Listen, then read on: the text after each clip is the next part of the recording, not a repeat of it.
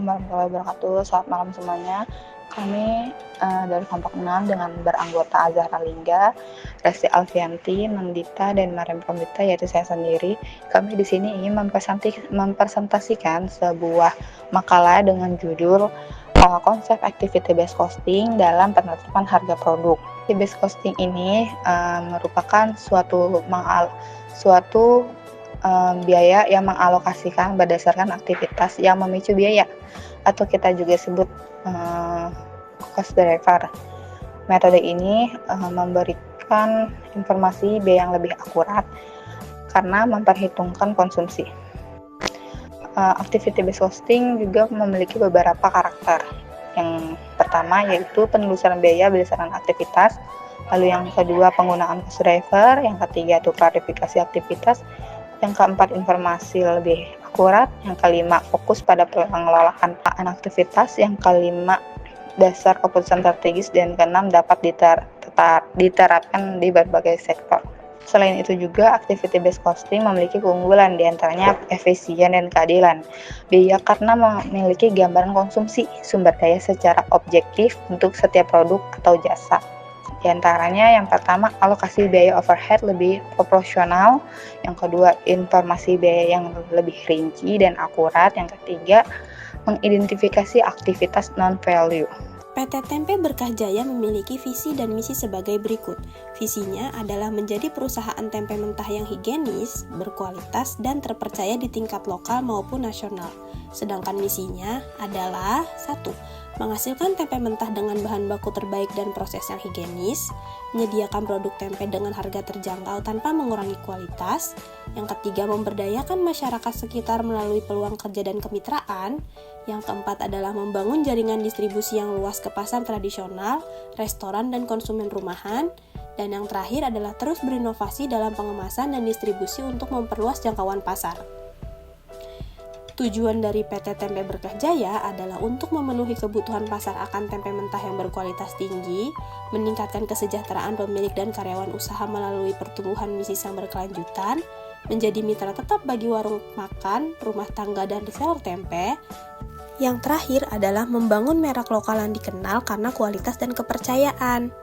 Kemudian, target konsumsi bagi PT Tempe Berkah Jaya adalah ibu rumah tangga, warung makan atau warteg, restoran dan jasa catering, pedagang atau pengecer di pasar tradisional, serta reseller online dan komunitas konsumen organik. Kemudian ada SWOT, yakni Strength, Weakness, Opportunity, dan Threat. Strength terdiri dari bahan baku lokal yang mudah didapat, proses produksi sederhana dan murah, produk sehat dan digemari masyarakat, juga potensi pasar luas baik rumahan maupun industri kecil. Kemudian ada weakness yang terdiri dari masa simpan tempe yang pendek, butuh kontrol suhu dan kelembapan yang ketat, belum memiliki branding yang kuat, dan area distribusi masih terbatas. Kemudian ada opportunity yang terdiri dari minat masyarakat pada makanan sehat, potensi ekspansi ke penjualan online dan modern trade, peluang kemitraan dengan UMKM makanan, juga bisa dijual dalam berbagai bentuk. Kemudian ada trade yang dimana terdiri dari persaingan tinggi dengan produsen tempe, fluktuasi harga kedelai, perubahan cuaca dapat mengganggu proses fermentasi. Ada pula strategi bisnis. Tempe Berkah Jaya mengadopsi strategi biaya rendah atau low cost strategy sebagai pendekatan utama dalam menjalankan usaha. Strategi ini difokuskan pada efisiensi produksi, pengendalian biaya, dan distribusi langsung ke konsumen untuk menghasilkan produk tempe mentah berkualitas dengan harga yang sangat kompetitif. Strategi bisnis ini juga terdiri dari produk yang efisien, distribusi langsung, pengemasan sederhana, volume tinggi dengan margin tipis, dan penekanan pada harga terjangkau. Kemudian kita masuk ke dalam identifikasi biaya. Dalam sistem ABC, kita memetakan indirect cost, biaya tidak langsung, ke dalam aktivitas-aktivitas utama yang terjadi dalam proses produksi. Setiap aktivitas akan memiliki cost driver atau pemicu biaya yang digunakan untuk membebankan biaya ke produk secara lebih akurat. Yang pertama, ada jenis biaya kedelai atau bahan baku utama yang masuk ke dalam direct cost dengan cost behavior variable cost. Yang kedua ada ragi tempe atau inokulan yang masuk ke dalam direct cost dengan cost behavior yakni variable cost juga. Yang ketiga ada plastik pembungkus yang masuk ke dalam direct cost dan cost behaviornya dari variable cost. Yang keempat ada daun pisang, ini opsional.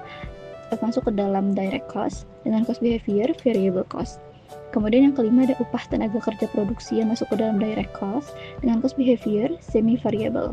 Kemudian yang keenam ada listrik untuk penerangan atau ventilasi yang masuk ke dalam indirect cost, masuk ke cost behaviornya semi-variable.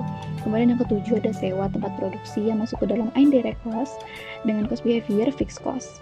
Kemudian yang kedelapan ada peralatan produk atau kompor atau drum yang masuk ke dalam indirect cost dengan cost behavior fixed cost. Kemudian yang ke-9 ada bensin atau transport distribusi yang masuk ke dalam indirect cost dengan cost behavior variable cost. Yang ke-10 ada biaya pemasaran sederhana baik seperti brosur, WA blast yang masuk ke dalam indirect cost dengan cost behavior fixed atau variable. Kemudian yang terakhir ada pengemasan khusus untuk pesanan reseller yang masuk ke dalam direct cost dengan cost behavior yakni variable cost.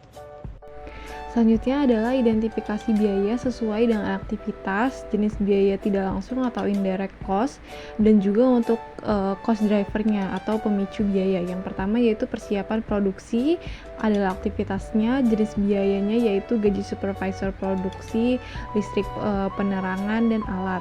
Cost drivernya adalah jumlah batch produksi. Yang kedua, pengolahan kedelai, gas untuk perebusan air, penyusutan alat produksi, dan cost drivernya adalah jumlah kilogram kedelai yang diolah. Yang ketiga, fermentasi dan penyimpanan. Jenis biayanya yaitu biaya listrik, kipas atau ventilasi, dan rak penyimpanan. Untuk cost drivernya yaitu lama waktu fermentasi dalam jangka waktu yaitu jam atau hari. Yang keempat adalah pengemasan. Untuk jenis biayanya yaitu penyusutan alat potong, plastik stok. Untuk cost drivernya yaitu jumlah unit tempe yang dikemas. Selanjutnya nomor 5 distribusi ke konsumen. Jenis biayanya yaitu bensin transport, upah supir, biaya motor atau pick up. Nah, untuk cost drivernya yaitu jumlah kilometer pengiriman atau jumlah titik distribusi. Selanjutnya yang keenam kegiatan administrasi. Jenis biayanya seperti ATK, pulsa komunikasi, WhatsApp atau handphone, listrik kantor kecil. Selanjutnya untuk cost drivernya yaitu jumlah pesanan masuk atau transaksi. Yang ketujuh kegiatan pemasaran. Untuk jenis biayanya yaitu biaya brosur, iklan WA atau WhatsApp, dan kemasan produksi. Untuk cost drivernya itu jumlah kampanye atau aktivitas produksi. Selanjutnya identifikasi biaya berdasarkan cost hierarki levelnya. Yang pertama jenis biaya bahan baku kedelai, terus untuk cost hierarkinya yaitu unit level cost. Selanjutnya cost drivernya yaitu jumlah kilogram tempe. Nah, untuk bahan baku plastik sampai dengan ragi itu termasuk dalam cost hierarki yaitu unit level, dan untuk cost drivernya itu berbeda sesuai dengan unitnya dan batchnya.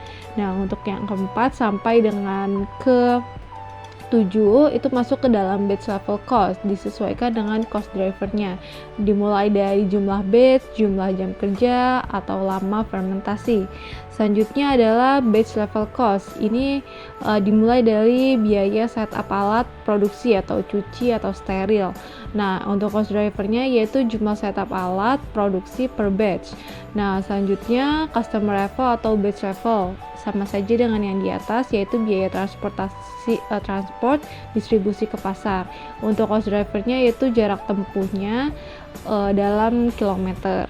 Selanjutnya untuk customer level cost. Customer level cost itu sampai dengan biaya dan juga komunikasi disesuaikan dengan jumlah pesanannya atau jumlah pelanggannya.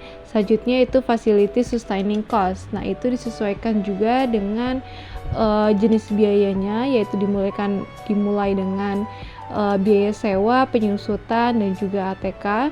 Selanjutnya yaitu cost drivernya, tidak ada biaya atau biaya tetap per periode. Nah, selanjutnya kesimpulan yang dapat diambil dari case ini yaitu activity based costing memberikan gambaran biaya yang lebih realistis, terutama untuk usaha yang mengalami pertumbuhan dan keragaman aktivitas seperti tempe Berkah Jaya.